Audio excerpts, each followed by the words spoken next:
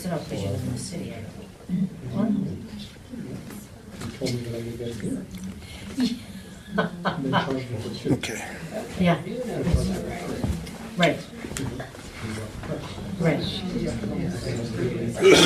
Right, then you, yeah, well, we said that too. I go, oh, when? Testing, 1, 2, 1, 2, 1, 2. When I'm not.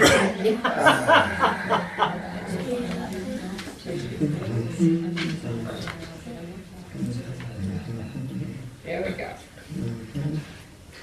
Yes, we have to give ourselves a little dance. Uh-huh. It's important to see if I can get more and more okay about it every week.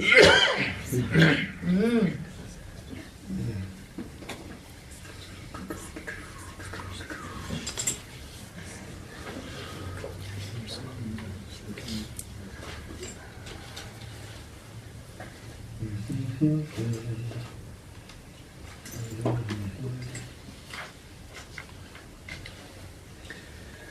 Okay. Welcome to the Way of Mastery. I'm going to play a song by a friend of mine called Donna Marie Carey. And I want you to see if you can relate to the lyrics of this song. Because it's certainly what seems to be happening in my life and what seems to be going on in the world right now. Hey, y'all. I'm Earl Purdy. Thanks for tuning in to the Way of Mastery. I see a bunch of y'all on there. Feel it changing again. Oh, yeah. Do you feel it changing again? Rolling round at the season's end. Oh yeah.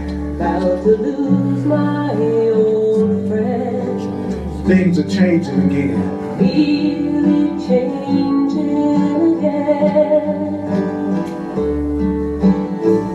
It scares me so.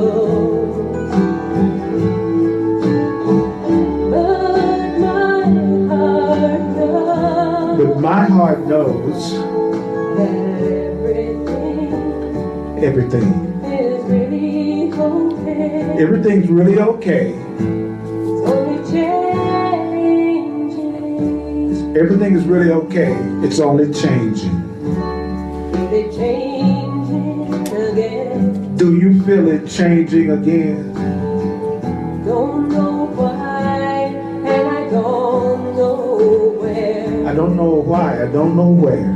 Going where I've never been. Going where I have never been. I feel it changing again. It scares me so. Sometimes it gets pretty scary. But my heart knows. But my heart knows That everything is really okay. It's only changing. everything is really okay. It's only changing. It's good to know that everything is really okay. It's just changing. And we're opening ourselves up to the way of mastery tonight.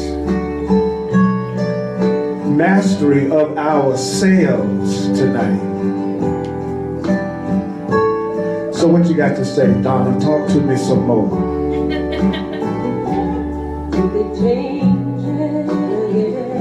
I feel it changing again. Oh yeah. Being carried by the wind. Like a seed being carried by the wind. Now a new life begins. Now a new life begins. I feel it changing again. Sing it, girl. It scares me so. It scares me so sometimes. But my heart knows But my heart knows that everything. is really okay. It's really okay. It's only changing.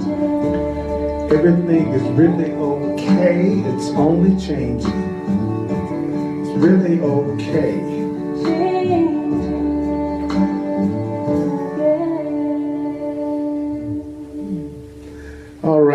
Donna Marie Carey. CD is called No Solid Ground. Good evening. I love the way you all just appear. It's the most amazing thing to watch in my classes. To be 5 minutes to 7 and to be 2 of us. And then all of a sudden everybody just appears. And I like that. So thank you for coming out. And I know we're a little parking challenged. Mm-hmm. So I appreciate you sticking around and finding a place and coming together, because I love the energy of community. I love the energy of us being here physically together, and I love the energy of being with you at home or wherever you happen to be. Mm-hmm. We're making no guilt out there now.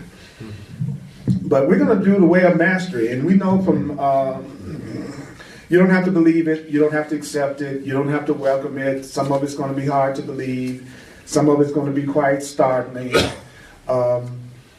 It's not about analyzing the ideas, it's about hearing the ideas that we want to use to change our mind. And don't you know that changing your mind is the key to happiness? I used to use my mind to come up with who was supposed to change their mind in order for me to be happy. I used to use my mind primarily to come up with who else needed to change in order for me to be happy. And we're on page 308 in the way of knowing, part 3 in the way of mastery, page 308, the way of knowing. I'm going to cover some material and then throw it open for questions and discussion and sharing. And then I'm going to cover some more material and open it up for discussion and sharing. And those of you that are online, it's great because you can also interact with each other, and you can also take part in the questions and answers. Also, we are blessed with CJ narrating and helping us out. So I want to acknowledge CJ for the work that she's been doing in these classes. She's a blessing in my dream. Absolutely. Just like the rest of you are too. I'm going to start with the paragraph that says, in perfect love. In perfect love. Okay. And I want you to give yourself a test. It says, in perfect love, there is no possessiveness.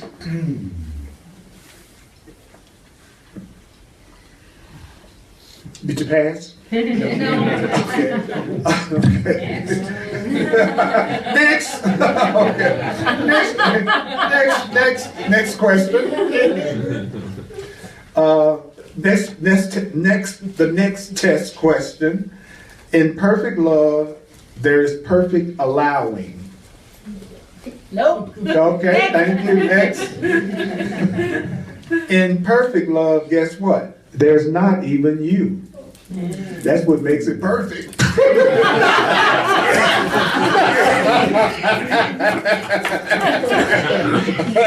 Oh, the key to perfect love is I'm not in it. So I was wondering what was going wrong with all my love relationships. I was in them. Oh, now I'm kind of getting a little idea of what's been going on. That's funny. There is only God. There's only God in a perfect love. There's only the Creator. There's only the universe in perfect love. So I've given up trying to love people, but what I'm trying to do is get out of the way and let God love through me. Oh, thank you. I'm lazy. I want God to love through. I've given up. I'm not trying to love any of you all. I'm not trying to love anybody. I'm trying to get the blocks out of the way so that God can love through me. Therefore, indeed, beloved friends, look around your very home. Oh, this is another great question. Is there an object that you could not see yourself giving up if you looked around your home? If you truly want to hasten your awakening, go and give it away. Uh-huh. Wow. Because in the end, you know why? Because in the end, everything you possess is going to be given away anyway. I don't know how to break it to you, but in the end, everything you possess is going to be given away anyway. Yeah. I've often talked, I've had friends over the years who told me that they had parents or grandparents who had told them that they were going to leave them some money after they made their transition. And I've met friends who had relatives that said that shared the money that they were going to give them while they were still alive. And I thought that was really cool, because then at least they get a chance to experience the appreciation of it and the joy of it.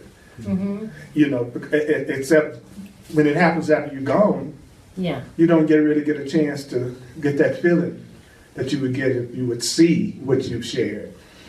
Do you ever think about it? In the end, everything you possess is going to be given away. And what you believe you possess is the right to possessiveness. Most people believe that they possess the right to be possessive and the right to be right. I believe I possess the right to be possessive, and I believe I have the right to be right. And when all things created as a substitute for the reality of God have been rescinded, which means surrendered, and then the flower has emerged, the sweet fragrance blesses everybody. When you allow that sweet fragrance of the flower that is you to emerge, then that sweet fragrance blesses everybody. There's a sweet fragrance in this room tonight. Did you notice when you came in, there was a real, that's you. It smells like jasmine. Where is Jasmine? Right here. Is she here tonight? Right here. A beautiful painting in itself means nothing. Hit it with a hammer, light a match to it, throw dirt and mud on it, and the paint's not the same. So it's not the structure that matters. It is that in a timeless moment, you looked upon it, you looked upon that painting, and then you entered into a relationship with it. And experienced the essence of beauty flowing through it. One of the things I experienced a lot when I went to Europe to speak was a lot of museums. I have tons of museums over there. And I got a chance to see like the Mona Lisa in person and all that stuff. And it was that. What was stunning was the relationship that I had when I was watching it. But you could also apply that to each other. Oh yeah. Yeah. When we look at each other, we enter into a relationship with each other, and we could experience the essence of the beauty in each other. True.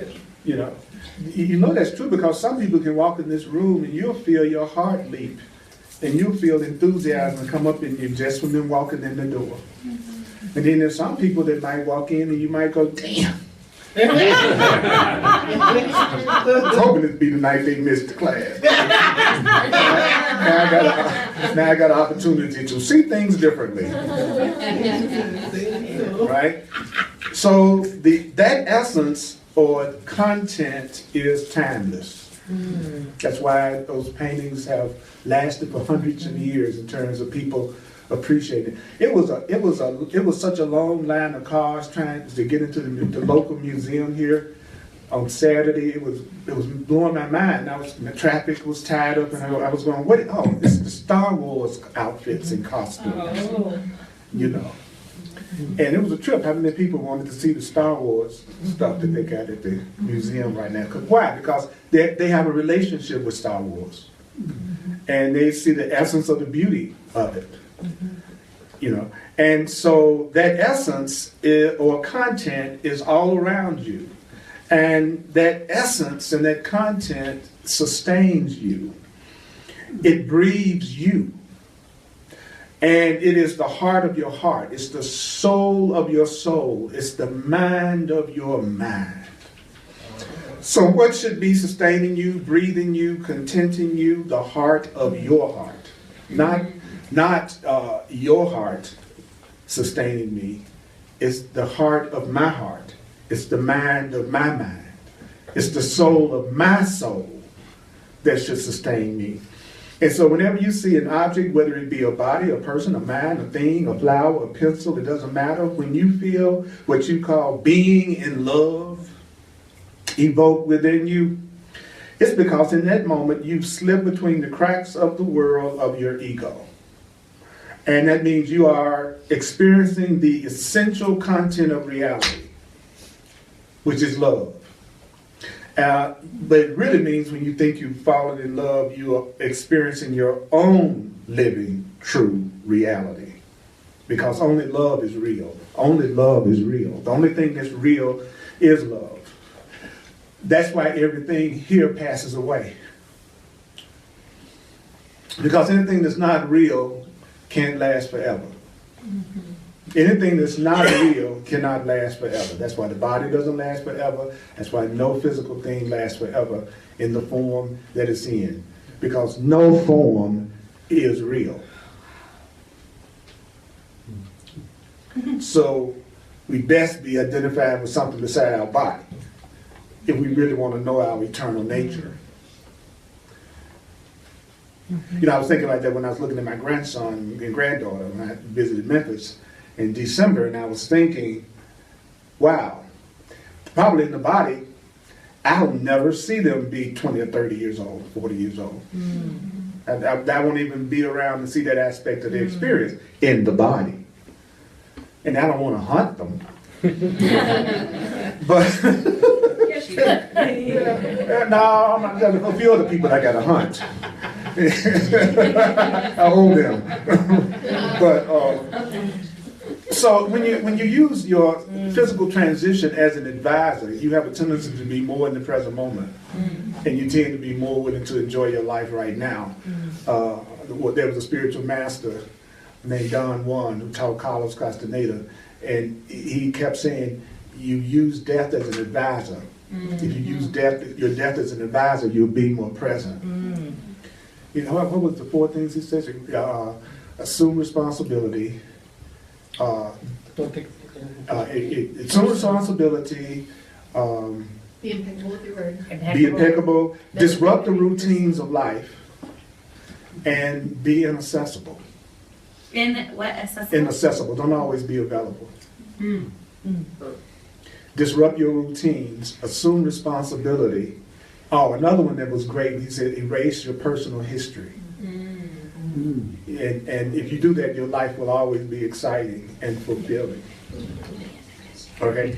So, when you come to see that love can be experienced at any moment, if it's love, it can be experienced at any moment. If it's love, it can be experienced in any situation. And if it's love, real love, it can be experienced with anyone. So if I have real love, I can experience it with anyone. It would not be what I would tell myself I could only experience with someone. One someone. If it's love, I can experience love with anyone.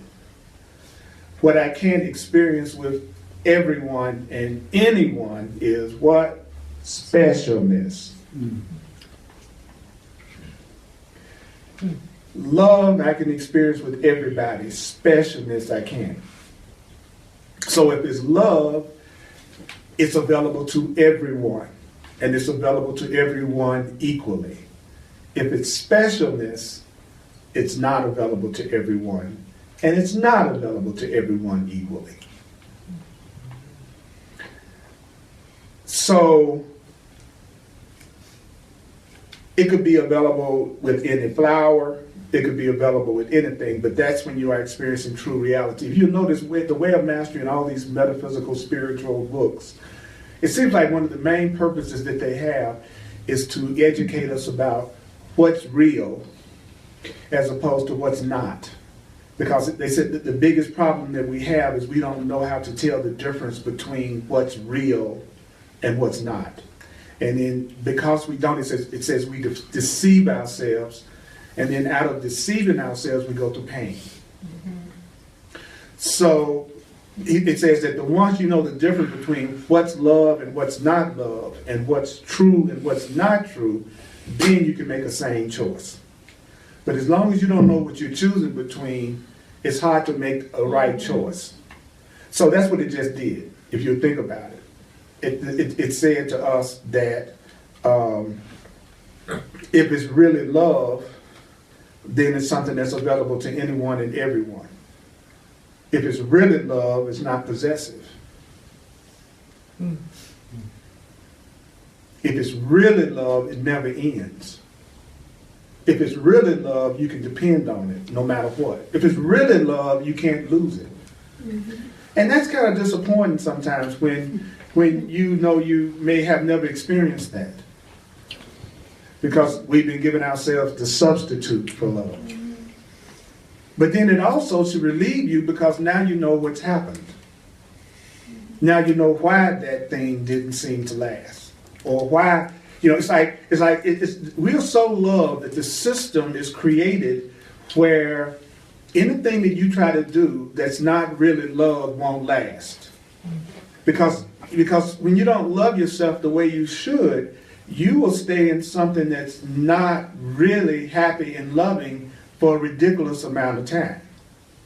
So it's like built into the system that if it's not real, it's not going to last. So the system is saying, I'm not going to let you suffer even when you want you to suffer forever.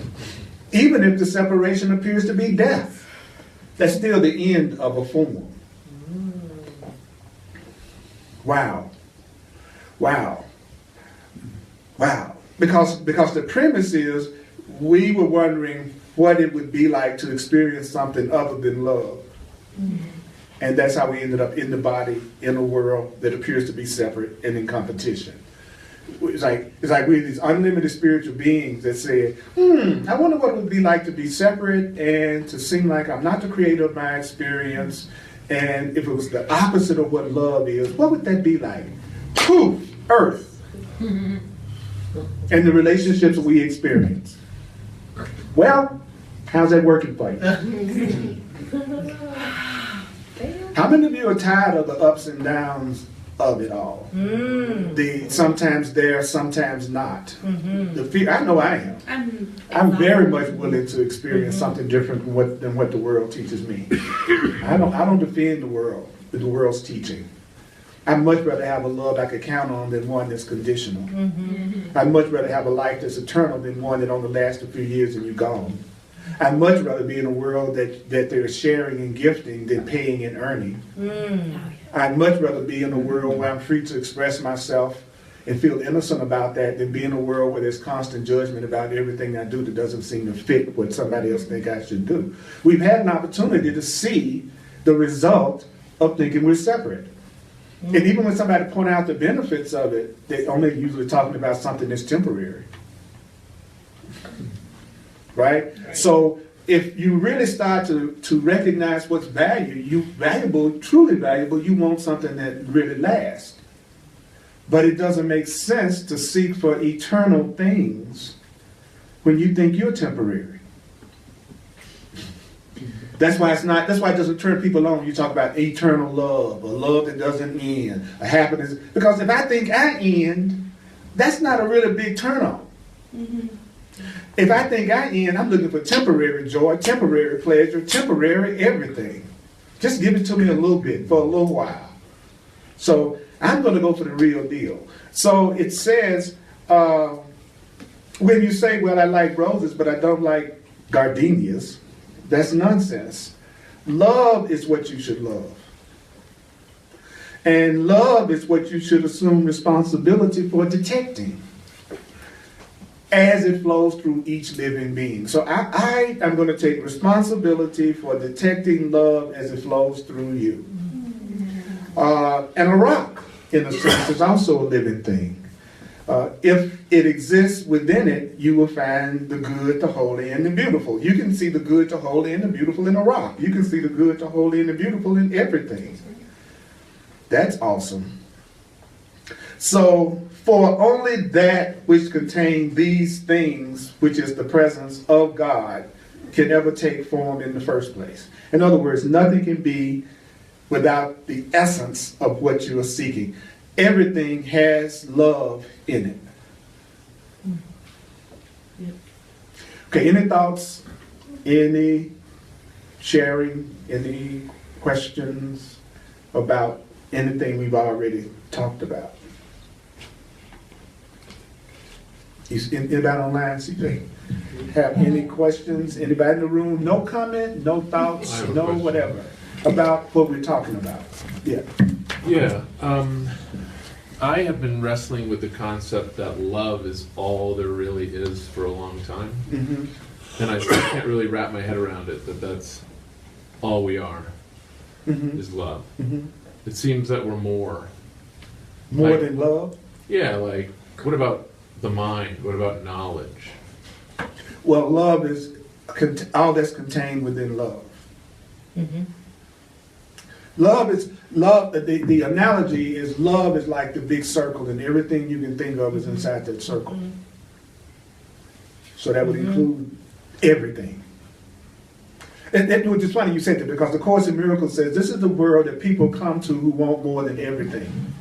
So it's so funny that you should say that. Like you said, it's like, isn't there something more than that? And that's exactly what the Course says we do. And it's right in front of us. Because that's like separating it off. There's man over here, Yep. there's love over there, and there's that over there, and it's saying, no, look at it as love is everything, and love allows everything, and everything is within it. And it's beyond anything we can describe. Yeah. So even when I said love, it kind of seems weird to me, because I know I'm saying something that I don't have the focused idea of what I'm talking about, because what I call love is specialness. I'm gonna keep going back to that. What we call love is just specialness. It's not love. Totally. Okay, we need to get straight. Human beings don't do love. Right. Human beings do specialness. That's why I care about my children more than I care about your children. Right? That's specialness. Love wouldn't care about my children more than it cares about your children. Right. So we do specialness. So let's try not to confuse as best we can. Let's try not to confuse when we hear the word love with what we do. What we do is not love. Right. We do temporarily, you're special to me, and you're special to me as long as you meet my needs and act out my script and act the way I want you to act. That's how long I love you. And then as soon as you don't, I can change. Think about how many people you've told in your life you love with all your heart, and maybe you don't even want to see them walking down the street now. Haven't talked to them and I don't know when, and no, you don't feel, because now you're in love with somebody else, which is always interesting. No, I'm not in love with him anymore. Now I'm in love with him. I'm not in love with her anymore. Now I'm in love with her. That is not love. That's specialness. That's specialness. Somebody that I'm special to, they would try to maybe come to the hospital to help me out if I was sick, because I'm special to them. If it was love, they'd be helping everybody in the hospital. So that's not a put down. That's not a criticism. It's just that if we're going to become beings of higher consciousness, we have to be, like you said, you have to let go of your right to be right. Just for a minute, you have to go, maybe the way I look at it isn't the only way to look at it. Yeah. Just maybe. But I don't know about you, but it relieves me, because it's easier for me to forgive people who didn't know how to love me in the first place than to think somebody was loving me and mistreating me, or knew what love was and I was being mistreated. Does that make sense to everybody? It's easier to forgive somebody who know not what they do, like Jesus said. Forgive them, Father, for they know not what they do, as he was being crucified. But what's painful is the people who say they love you and then hurt you or mistreat you. That's the hardest to forgive. I'd much rather enter a relationship and tell somebody, I'm a work in progress. I'm trying to learn how to love, and let's do that together, than to tell somebody, I love you no matter what, and I'm going to always be there no matter what, and everything you do, I'm going to love you no matter what, and I'm not going to get upset no matter what. You can depend on me, never get mad no matter what. And then you do something, and then they're freaking out, and they're through with you. It's harder to forgive that, to me, all those false promises, than it would be if a person told me, I am working on being a more loving person. Let's do that together. I'm trying to get rid of my blocks so we can love each other. That's who I'm looking for. Not the ones who are going to tell me something I know isn't true at the very beginning. And the once you wake up, you know that's not true at the very beginning. And not only do you know it's not true when somebody tells you that, you know that they're not responsible for your happiness anyway, so you're still okay. It's all right. You're not responsible for me experiencing love, so it's okay. If you occasionally, don't do it, that's all right. I'm going to be okay. We have a couple online. Barbara asks, can you explain more about what you believe you possess is the right to possess, or the right to be right? Do I or don't I correct children or insist they do chores? Am I misperceiving what is right and clinging to my point of view? The most important thing is, first of all, step it up from that level right now. We're not talking about the level of do you clean the room up or other stuff like that. We're talking about the level of what reality is. As far as your children are concerned, if the same rules apply, you're giving it all the meaning that it has. Come from as loving a place as you can. Take responsibility for what you feel. That's all you can do in a situation like that. We're not talking about being right about the baby should go to bed at 8 o'clock at night. That's not the level of consciousness that we're talking about. We're talking about the level of being, whether or not you are willing to see yourself as the creator of your experience. Are you willing to not have to be right about what you think reality is and who you really are as the essence of reality? Are you willing to not be right about being the victim of your experience? You see the difference? Those other areas don't really matter. So you just do what gives you the most peace, because ultimately your children have the same God with them, the same guidance with them that you do. And all you can do is go within, ask your inner self, how should I deal with my children? And then deal with your children the way your inner guide tells you to deal with your children. Does that make sense? Mm-hmm. It's like whatever the issue is, for instance, around your children, you ask for guidance on that, and you'll know when you're listening to the guidance of love, because no matter what you choose to do, you'll be doing it without attack. Because in the end, that's all it's talking about, whether you're going to choose for love or choose for fear, whether you're going to choose for peace or choose for attack, because your consciousness creates your reality. So whatever your primary state of mind is, that's what you're going to create in your reality. That's what these books are trying to get us to see. You aren't a victim. There's nothing that's just happening to you that you don't have anything to do with that happening. That's good news, even though it makes many people angry if they feel like they've been wronged. So they bring up all the victim stories. What about if you were shot? What about if you were murdered? What about if you were attacked? What about if, and those are all just justifications for continuing to see yourself as a victim. And that's not a cold perspective, and it's not blaming the victim. It's actually empowering you. When you begin to do your spiritual work, you're going to find that idea that you are not a victim is empowering you. It's not taking your power away. And yes, there should be compassion about things that you may have gone through that were unpleasant and that wasn't loving. And so I'm not saying that we shouldn't have compassion. Mm-hmm. Everybody with me on that? Mm-hmm. Yeah. Mm-hmm. So Christina asks, is anyone else fearful of giving up possessiveness? Because that's what I feel when I hear I have to give it up.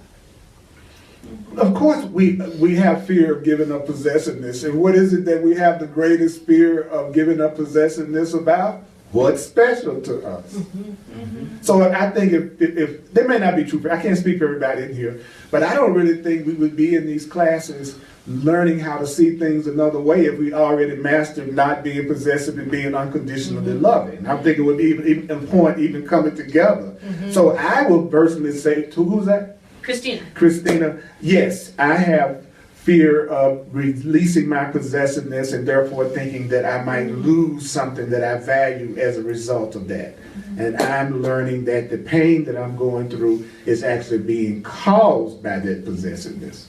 Mm-hmm. Me too, Christina. Yeah, so yeah. Anybody else in here willing to tell Sister Christina that? Yes, right. Yes. So everybody's pretty much just as messed up as you.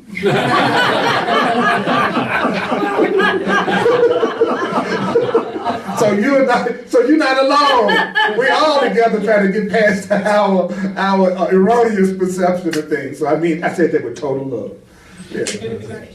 Just to piggyback on what Christina said, like what came up for me was that like I'm afraid because okay, I have this idea of love and I'm familiar with it and I know it's not perfect, but like my fear is if I let go of that, I don't know, like in an insane way, a part of me doesn't know if I'm gonna have anything better.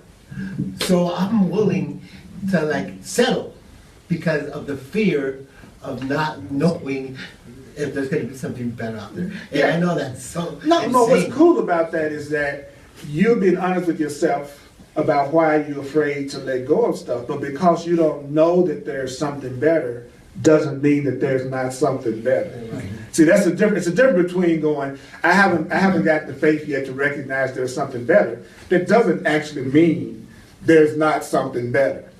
And so the purpose of your spiritual practice is to teach you how to see things differently so that you won't be afraid to let go so you can see what's better that you already have. That's why if anybody watches my classes or comes to my classes, I know I may sound like a broken record, but I'm going to say every single class that I can think of it. You need to study and do your own spiritual work.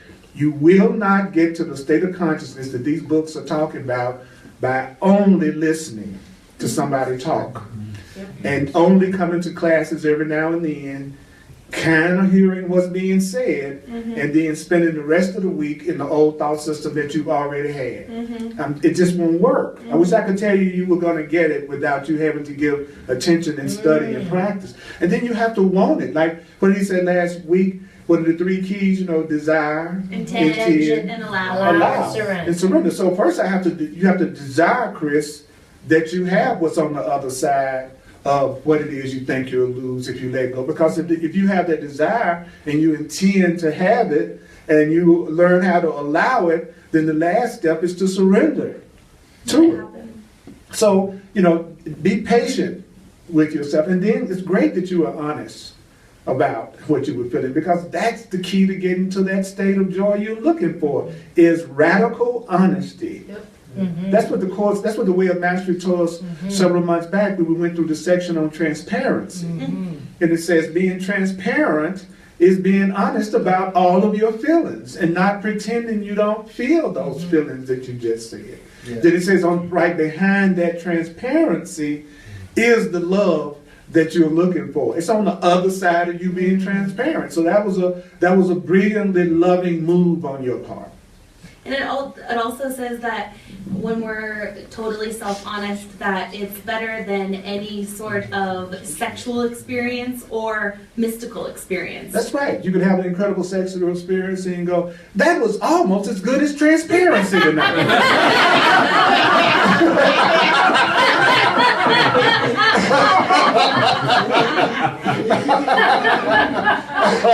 You almost had transparent sex.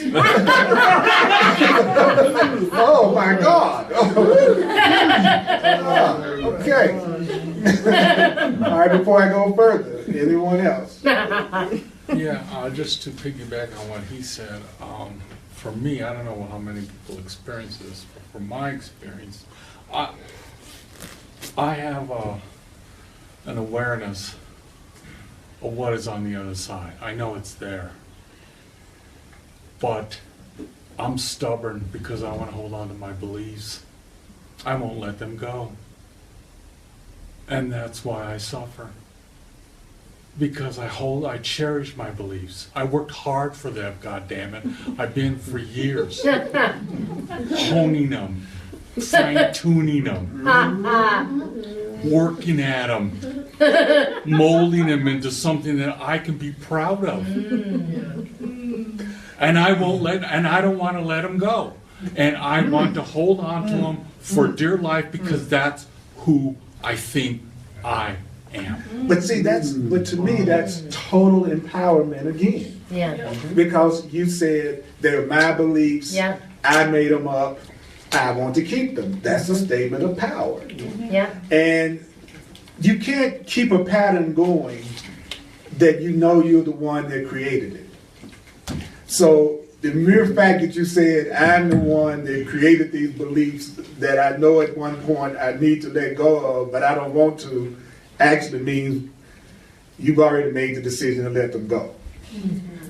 Because you can always tell when you've decided to keep a pattern going according to the Course in Miracles. It says you can always tell when you want to keep a pattern going, because if you want to keep it going, you're going to deny you're the one that's creating the situation or the pattern. So that's how you can tell.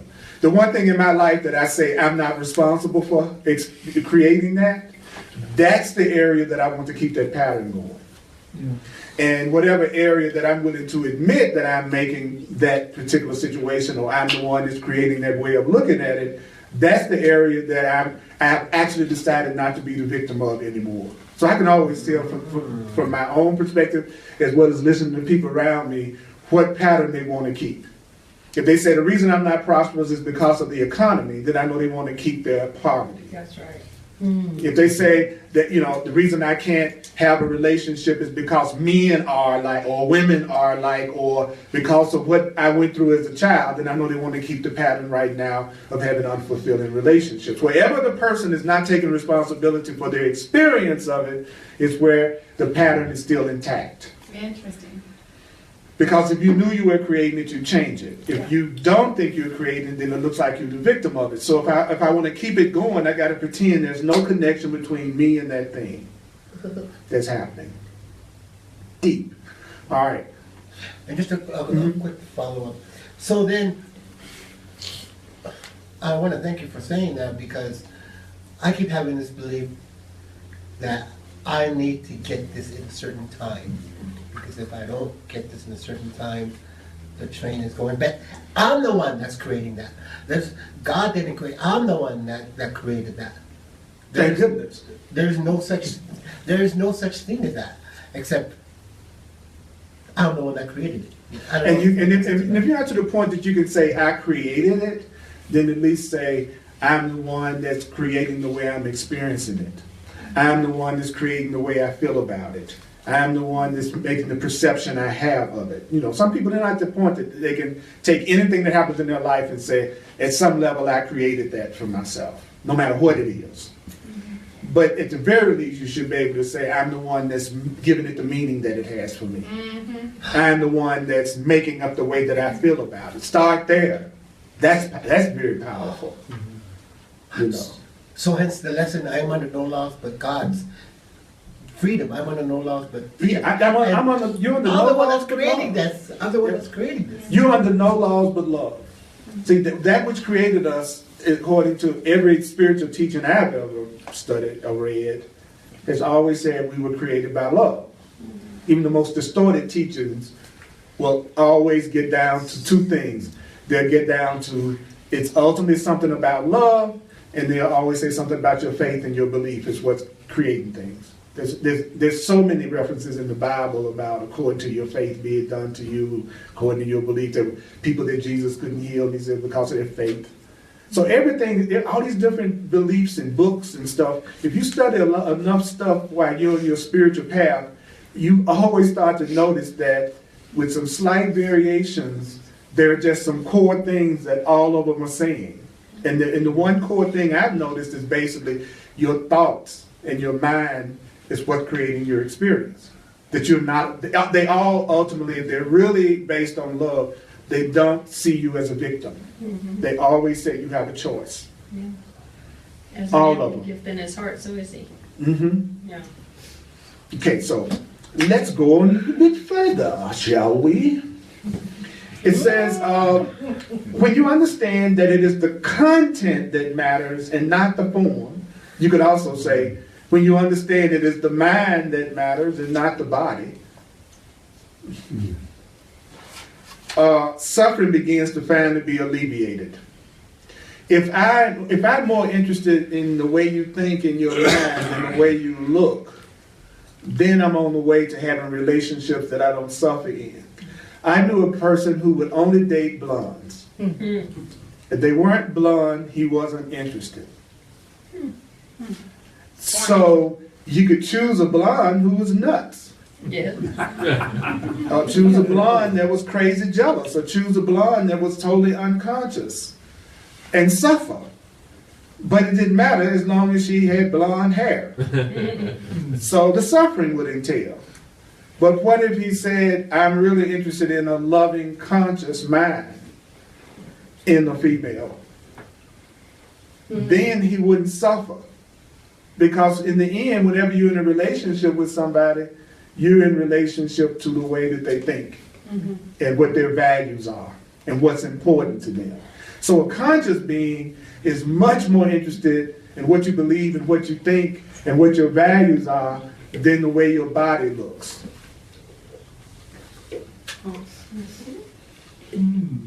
But we know we're in a world that is reversed. People put much more time generally into how their body looks than how their mind thinks. Yeah. People will go and work out for 3 hours and not spend 5 minutes on spiritual practice. Because in an unconscious world, if you want an unconscious person, it is important that you have a fine body. So it just depends on what kind of fish you want to catch with your bait. You know, if you want an unconscious person who only looks at the outer, then by all means, concentrate on having the finest body you can possibly come up with. Because there are people that just will like you because of your butt. Or that you have blonde hair. Or that you're black. Or that you're white. Or that you're Asian. Or that you're... If you want those kind of people in your life, then make that your primary focus. And you will have suffering. Because you're leaving out the most important thing, the mind and heart of that person. I always tell people, sane people also can have bodies that appeal to you. You don't have to choose one over the That's other. right. There are conscious ones. Yeah, and if you really love somebody, if you really feel in love with somebody, I don't know about you, but I've noticed that when I really feel love and appreciation for someone from the heart, they're beautiful to me regardless of what their body looks like. Had a young lady I was dating when I was in high school. My sister would come in the room and take the picture I had of her on the dresser and turn her face down. I said, "What you do that for?" She said, "She ugly." I didn't see her as ugly at all. She was beautiful to me. And I've also noticed that if that love I have seems to turn to hate or fear, they start to look ugly. The person that used to look beautiful doesn't look so beautiful to me when I don't feel love for them. Does anybody else know what I'm talking about? Yeah. So love makes everybody beautiful. No matter what, you've seen those 90-year-old couples walking down the street, holding hands, looking at each other with eyes of love. Because they are beautiful to each other. And as I get older, I want people who can do that. I want people to learn how to look beyond my body. Because I don't have a 30-year-old body anymore. You know, so that's fine when you're that age. You know, no problem. But as you get older, you get wiser. And you start to realize what's really valuable is the consciousness of the people that you're joining with. That's how you keep the suffering from happening. Okay, it says, when you understand that it is the content that matters and not the form, what happens? Suffering begins to finally be alleviated. You can begin to embrace the comings and goings of the transitory realm of the dream as a dream. What does that mean? It means that once you begin to understand that the content is what's important, you will always let the forms change. You will be okay with the fact that you're in a world where everything changes and people come and go, because you know love will be consistent in your life no matter what people are in your life. Love is going to come through whoever is in your life. So therefore you let people come and you let people go. That's why you don't have to be possessive and afraid. It's not like that person is the only person that's going to ever love you. So therefore you're not fearful and possessive. Are you to the point yet that you feel like somebody will always love you? No, not yet. Yeah, I am. I'm to the point that I really believe there'll always be someone that appreciates me. That's right. That can see the good in me, that can see the beauty in me. So if a person chooses to no longer see me that way, it's a lot easier now for me to release them and let them go than it's ever been. I don't believe you are the only person that can love me. Right? So that's what he's saying here. You can begin to embrace the comings and goings of this transitory realm of the dream as being what? A dream. What does that mean? It means people enter your life, you embrace the people that enter your life, and you see the good, the holy, and the beautiful. Then they flow through their ever-changing changes, and then they die. Wow, what a high level of consciousness to be on. Right. Now, death can occur not just at the death of the body. So when we say death, we're not just talking about the death of the body. It says death occurs at any moment in relationship when another changes their mind. So when you're in a relationship and that relationship ends because the other person has changed their mind or you changed their mind, in terms of form, it looks like the relationship died. Why? Because it looks like it doesn't exist anymore. He says, they may decide to leave you. They may decide to awaken, which means that the being that you were relating to is dead. Haven't you ever been in a relationship where the person went through such a personality change that it was like the person you were in the relationship with died? Has anybody here ever had that experience? Yeah, we've all had that experience. I tell you, it's most obvious to me is when I'm no longer special to a person. Yeah. As soon as I'm not special to them, they stop doing all the special things they were doing for me.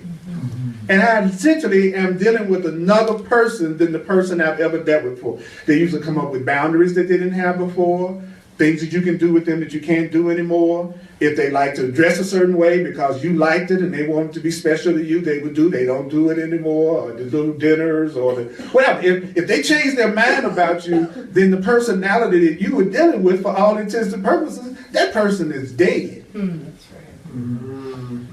And a death, and it says that, and a death has occurred, whether they leave you physically or not.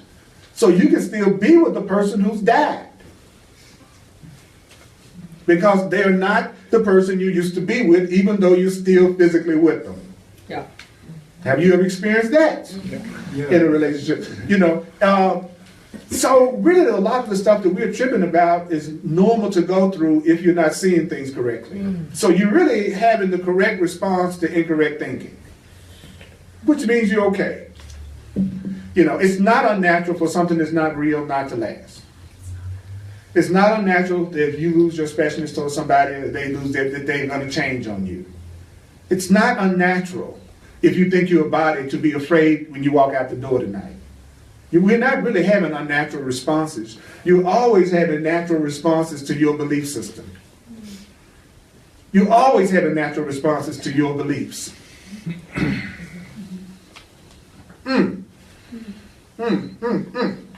So he says that's really rather irrelevant.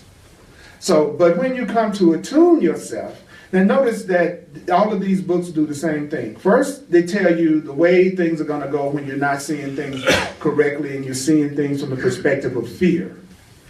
Then right behind that, they always tell you exactly what you're going to experience when you're seeing it from the perspective of love. Because remember, the overall goal is to teach us how to tell the difference between when we're setting ourselves up and when we're really going for what's real. Because it's only when you know what's real that you'll stop hurting yourself.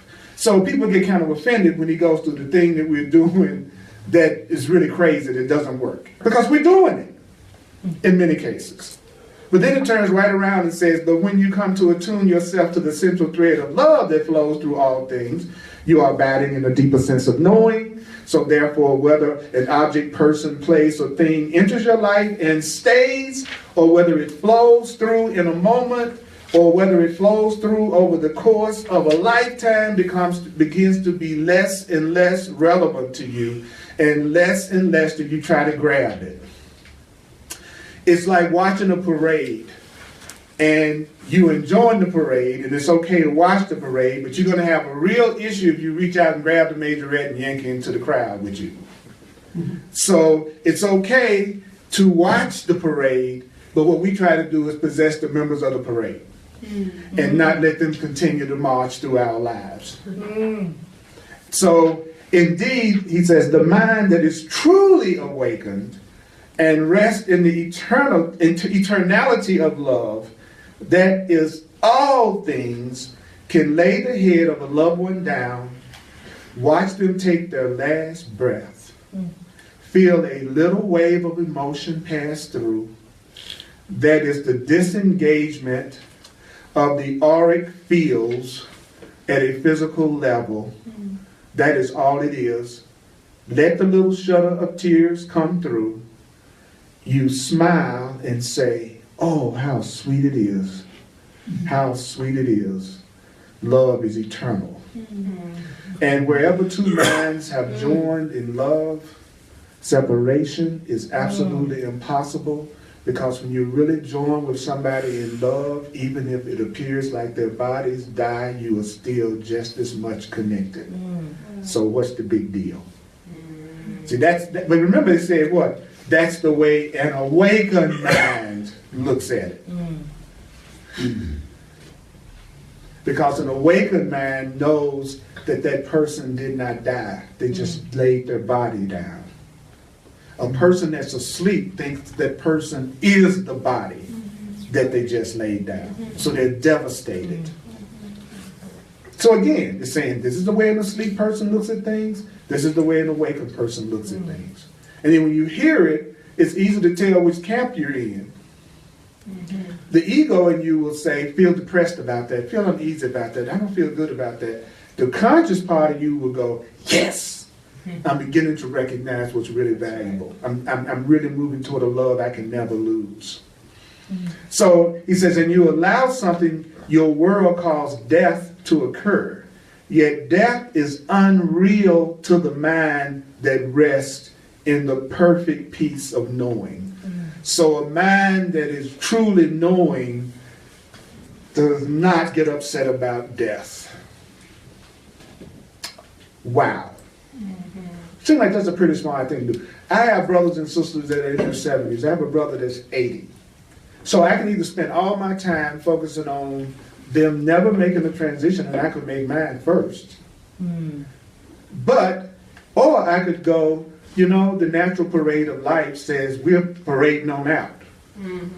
So I should be working on the correct perception of transition rather than focusing on them never making the transition, which is what an unconscious person would do. Does that make sense to everybody? Yeah.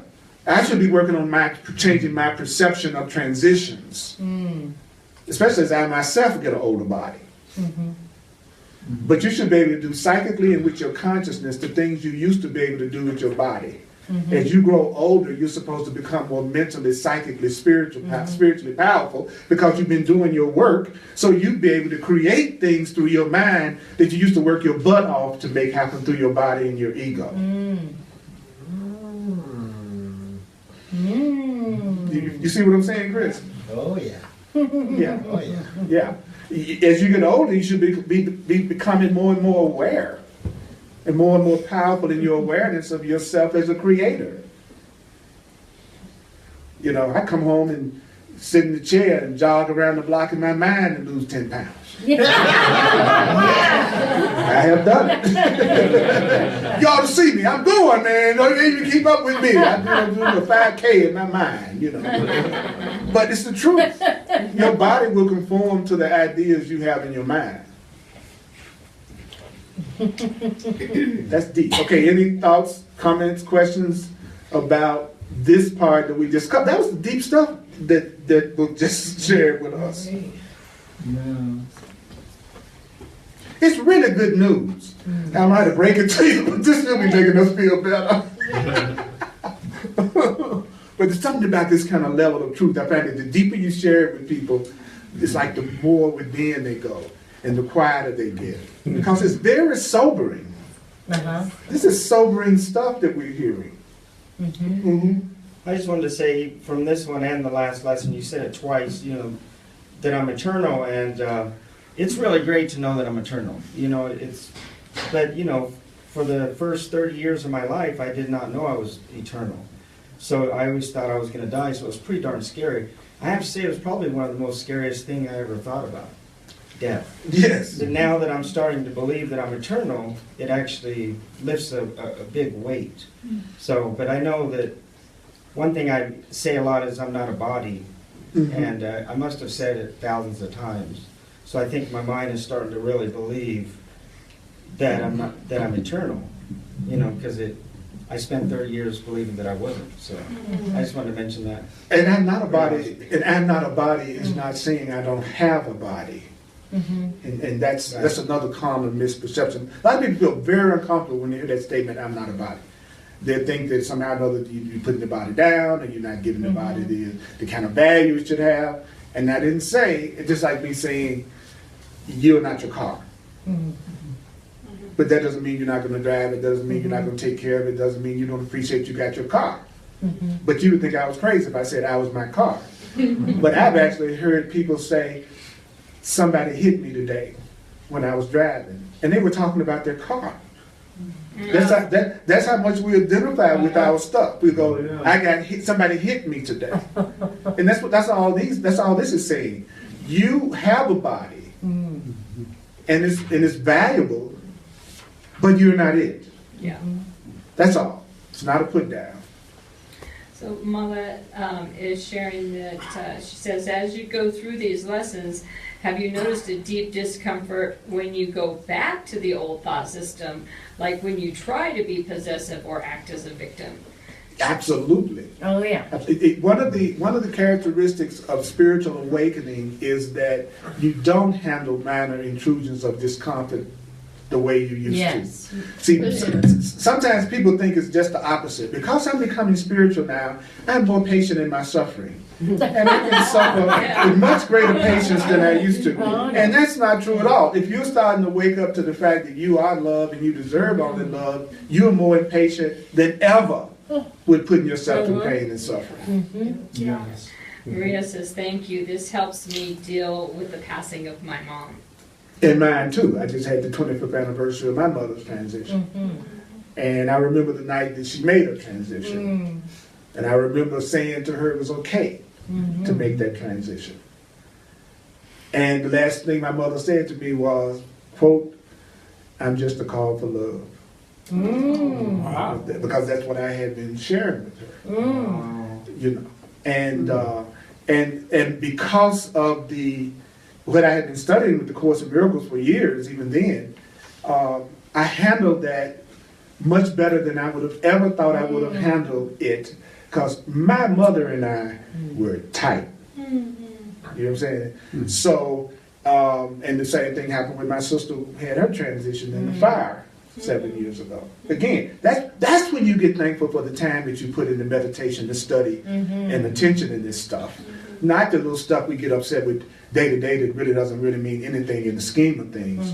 But when you have those types of important transitions happen in your life and you've built some kind of a spiritual muscle to help you deal with that, that's why I apply this to strangers first. That's why when I look at the news or whatever, I'll apply these principles to people who I don't know personally, who seem to go through tragedy. So that I'm building this muscle so that when things happen to me with people who are more special, then I've already created a state of consciousness that can help me handle it better than I would have otherwise. So even if I freaked out and ran around, I remember I had some interesting things that happened in my life, right? My nephew was murdered one time. And my sister told me that, she was saying that she said it was so deep that you don't expect these things. Like she said, I didn't know when my son left out that morning and said, see you later. That was gonna be the last time I ever saw him in the body. That's why I can't get into all this grieving stuff and getting upset with people about not acting out my scripts. You don't know, you could be loving and appreciating that person. You don't know if you'll see that person 24 hours from now. You know, and the thing she told me when she was going through the funeral was that the thing that helped her the most was me having a conversation with her, emphasizing to her that he wasn't his body. Because everybody else was acting like he didn't exist anymore. And I was the one voice saying he does exist. So again, even in what you think of as tragic situations, the truth does give you more peace than the world does. It's not saying she didn't go through a lot of pain, but she went through less than she would have had she not heard that. And we're blessed with all these different teachings that have given us new ways of looking at things that could allow us to handle things so much better than we do. But we have to, like the Course in Miracles says, he says, the reason you don't stick with this and do what it's saying is you don't think you're worth the effort. That's why you have no discipline, Earl. That's why you don't stick with anything. It's because you don't think you're worth the effort. Which I was really, whoo. That's why people just talk a lot of stuff and don't really put the energy and attention. Yeah, it's because they don't think they're worth the effort. They want somebody else to think they're worth the effort. Yeah, I'm looking for the person that's going to think I'm worth the effort for them to convince me that I'm valuable. That's what I'm looking for. Yeah. That's why I call my lover. That's why I'm possessive of them. Because my sense of I'm being validated by them. If I think somebody else might get them, I'm a freak out. My value is in the specialness they give me. That's right. I feel really inspired by not knowing what love is and not having an idea of what eternalness is. Or eternality, whatever that is. Like maybe in my life I've had glimpses of what this like love, profound love is. That is what God is, but I really have no idea, and it's something that just I think keeps me really as focused as I am right now on my spiritual path, because I can't conceptualize it. And that's the beautiful part of it, though, Paris. Yeah, and it is that inspires me. if I don't know, then I'm open to all possibilities. If I think I know, then I'm looking for validation on me being right. And it could be sitting right there because it's not the way I think it should be. I would never even notice it or let it in.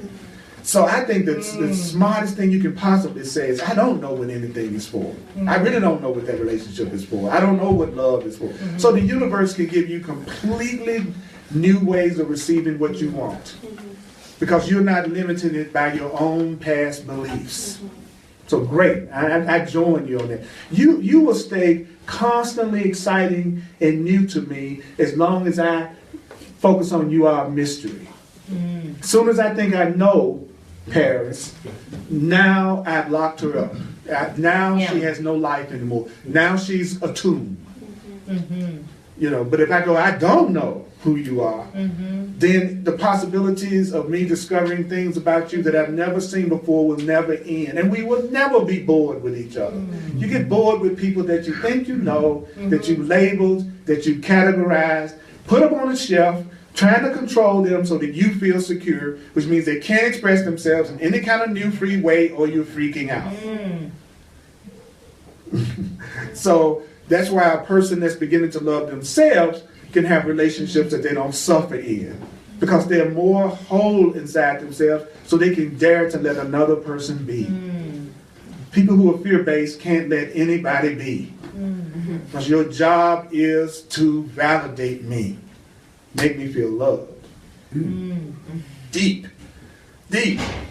Woo! All right, let's acknowledge us for hearing this much tonight. That was deep. That was us. He's so cool. So I'm going to do a quick little recap here. Those of you that are watching, I'm talking about you. Yeah, you. Thank you so much for being here with you. We feel your presence. We feel your presence. I'm going to do the financial expression of appreciation. Thank you for sharing. I'm a full-time teacher. This is what I do in the world. So I really thank you for seeing enough value in what comes through me that you will share with yourself. I really, really appreciate that. If you'd like to share online, I really appreciate it. It's at www.earlpurdy.com. I'm live streaming The Way of Mastery on Tuesdays at 7 p.m. Mountain Standard Time. I'm live streaming my Course in Miracles class on Sundays at 1 p.m. Mountain Standard Time. And I'm also doing a new class that's strictly online on Thursday nights at 7 p.m. called A Course of Love, which is to the heart, what the Way of Mastery and Course in Miracles is to the mind. It's incredible, incredible material. So I'm doing that, and I'm also available for one-on-one counseling sessions using all of these teachings and my knowledge of astrology and numerology. You have so many psychic, spiritual things that the universe could use to give you information to make your experience easier. It just requires an open mind. People with open minds who are willing to think out of the box can save themselves so much time. So we all have a lot of help. So just go to my website. It explains all the services that I do, including mentoring and working with you with this. So, so share the video, like the video, comment on the video, and it is extended on Facebook more. The more activity that we put on it. So what I'd like to do before we wrap up is, would anybody be willing to say one thing that they heard tonight that impacted them? Online or in the room. Something that made you go, or inspired you in some way that you want to remember. For me, it was that I don't have discipline or do something because I don't think I'm worth it. Yeah, that I don't really stick with stuff because I'm I not don't think, it's a part of me that doesn't think I'm worth the effort. Thank you. Changing my mind is the key to happiness. Changing my mind is the key to happiness. It's the same as saying forgiveness is the key to happiness. I want to get out of my way and let God love through me. Yeah, I want to get out of the way. That's why I'm in here. I'm tired. I want to get out of the way. Like the analogy of we're the hose and God is the water. And our thinking is a kink in the hose. So we're studying so that we can unkink the hose so that the water can flow through on its own. You are not the water. I love how the Course in Miracles says in The Way of Mastery too. They say, you are not the healer. Stop thinking of you are not going to heal anybody. It's God that's the healer. You don't heal nothing. You get out the way and let the universe do it through you. That's what I'm trying to learn how to do. Unkink the hose. All of y'all just too kinky. There's a bunch of kinky folk in this room. And a bunch of hoes too. Y'all kinky hoes. Y'all just kinky hoes. That's what they are. Okay. You're a kinky hoe too. You're unkinking it though. Christina says that she wants to remember that essence is all around and sustains us. That we're enveloped by the essence. Yeah. Awesome. Come on now. I know some of y'all heard something that you want to remember. Yeah, come on, Carol. That I am responsible for detecting love as it flows through each living thing. And it can flow through each living thing. That's what's so cool about it. It can flow through each living thing. Anybody else? Yeah. All knowledge is encompassed within love. And Yeah. I guess not the other way around, huh? That was what I was getting out of it. That all my feelings are allowed. All of my feelings. Yeah. Thank you. Yeah. Love is what you should love. Love is what you should love. Love is what you should love. Love is what you should love. Awesome. Awesome. Barbara says, thank you for sharing this teaching. I learned that death occurs at any moment in relationship when another changes their mind. The truth is that the love is still love, even when someone moves on. Yeah, I got to, like they say, you can't play a song unless you let go of one note to let the next note come. And many people try to be one note people, Yeah. you know, and so your life is a symphony. And you got to let people and things come and go. That's what I've learned as a teacher, is that I have to be willing for people to come and go in my classes. I have to be willing for people to flow through, you know, yeah. Maybe the way that I'm looking at this isn't the only way to look at it. Maybe the way that I'm looking at it isn't the only way to look at it. That's brilliant. It's really simple. That's brilliant. Amazing. That's brilliant. Ah, yes, Jerry. It's not the content that matters, but the form. It's not that was mine tonight too. Was that thing that it was saying about when you understand that it's the content that matters and not the form, your suffering begins to be alleviated. I want to invite you to tell yourself that love will always come to you. It will always come to you in some form, through some person, through something. Do not attach love to one person in your life and say, unless it comes to that person, it isn't real. It is. I can't have it because you know the form is going to change. Is that everybody? And one more. So Okay. Marie says, I call everything to myself. I take full responsibility, and I'm not a victim. And that's the day's lesson in the Course in Miracles. The workbook lesson today is, I'm not a victim of the world I see. I'm not the victim of the world I see. So let's take a breath.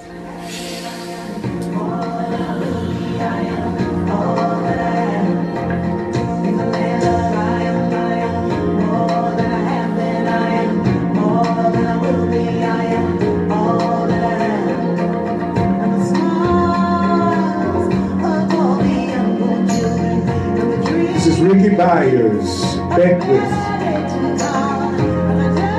It's from the CD called The Land of I Am.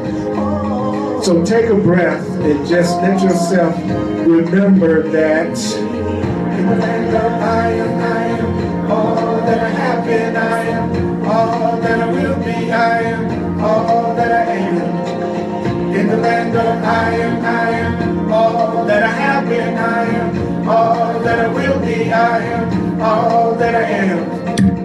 In the land of I am all that I have been, I am all that I will be, I am all that I am. In the land of I am all that I have been, I am all that I will be, I am all that I am. And then silently say to yourself, I bless the world because I bless myself. I bless the world because I bless myself. I bless the world because I bless myself. You bless the world because you bless yourself. If you allow yourself to be loved, if you allow yourself to be appreciated, if you allow yourself to be given the things that you truly desire, that you truly deserve, you are blessing everyone that you love through your happiness. You are blessing everyone that you love through you allowing yourself to be blessed. It's not selfish to allow yourself to be blessed. You want the content more than the form. You want love more than fear.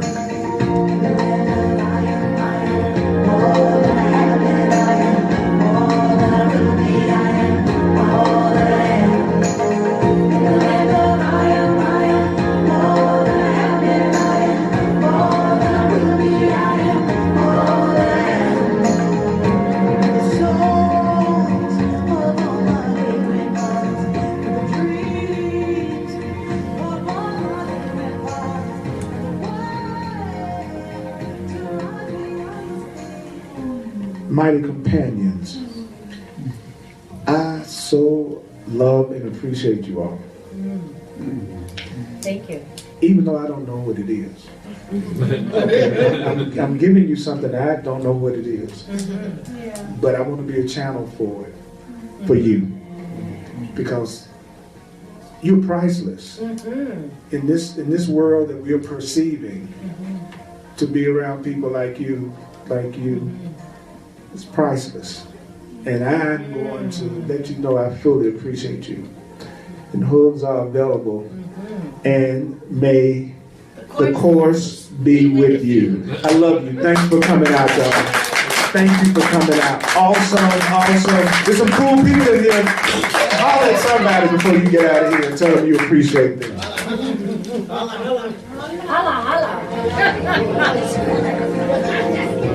On your website today, discovering how to do donations online.